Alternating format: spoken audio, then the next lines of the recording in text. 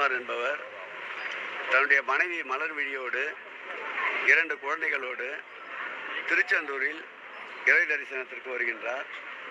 அப்படி வருகின்ற பொழுது அவர்கள் மூத்தோர்கள் செல்லுகின்ற சிறப்பு வழியில் செல்வதற்கும், குழந்தைகள் பொது வரிசையில் செல்வதற்கும், குழந்தைகளை பொது வரிசையில் விட்டுவிட்டு மூத்தோர் வரிசையில் அவர்கள் மனைவி வரிசையில் நின்றிருக்கின்ற பொழுது அவரை விட்டுவிட்டு வந்ததால் இவர் மனைவிக்கு பின்னால் ஒரு 200-300 பேர்களுக்கு பின்னால் இவரும் பொது வரிசையில் மூத்தோர் வரிசையில் தரிசனம் செய்வதற்கு சென்று கொண்டிருக்கின்றார்.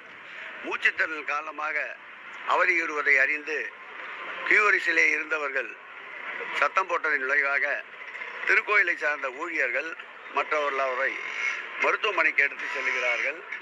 மருத்துவமனைக்கு எடுத்து சென்றவுடன் மருத்துவர் பரிசோதித்து அவர் இறந்து விட்டதாக கூறுகிறார்கள். இதில் எந்த விதமான கூட்ட நெரிசலுக்கும் வழி இல்லை.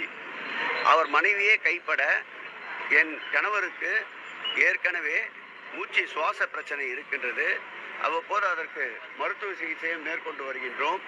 இது சம்பந்தமாக எந்த விதமான தொந்தரவும் கூட்ட நெரிசலோ இந்த இறப்புக்கு காரணமில்லை என்று அவரே கைப்பட எழுதி கொடுத்துவிட்டு காவல் நிலையத்தில் எதுவும் மேற்கொண்டு அதற்கு போஸ்ட்மார்ட்டம் வேண்டாம் என்று உடலை பெற்று செல்லுகிறார்கள். இந்த நிலையில் ஏதாவது கிடைக்காதா என்று இலவு காத்த கிளி போல் காத்து கொண்டிருக்கின்ற எடப்பாடி போன்ற அரசியல்வாதிகளுக்கு நான் சொல்லிக்கொள்வது என்னவென்றால், இறந்தவர்கள் வைத்து அரசியல் செய்ய வேண்டாம். அந்த குடும்பத்தினுடைய நிலையை அறிந்து அவர்களுக்கு ஏதாவது உதவிட வேண்டும், அவர்களுக்கு உதவி செய்ய வேண்டும் என்ற மனம் இருந்தால் அதற்கு முன்வாருங்கள்.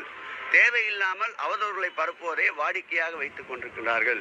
திருச்செந்தூர் திருக்கோயில் அவர்கள் ஆண்ட இந்த 10 ஆண்டு கால ஆட்சியில் என்ன முன்னேற்றத்துக்கு வழிவகுத்தார்கள் சொல்ல சொல்லுங்கள்.